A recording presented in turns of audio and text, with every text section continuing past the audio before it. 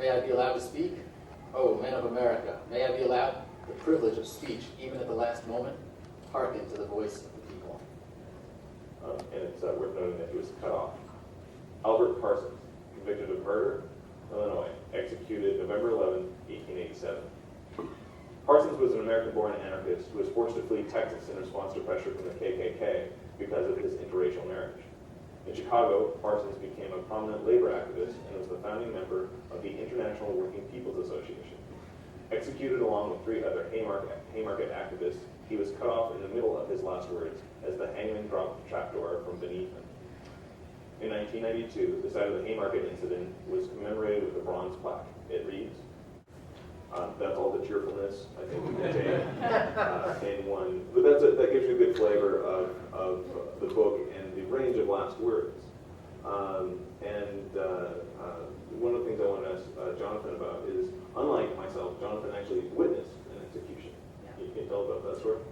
Yeah, I was working as a reporter for the Times-Picayune in New Orleans, and I was covering this man's appeal of his death penalty, of his conviction, man, Dalton Crajon, who killed a cop, a state trooper in Louisiana. And because I was covering his various appeals, the prison called and asked if I was interested in being one of the official witnesses for the execution.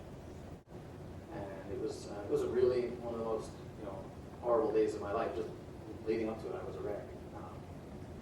And then you get there, and I found it so disturbing because it was so sort of polished and smooth, and everybody was so sort of callous about it.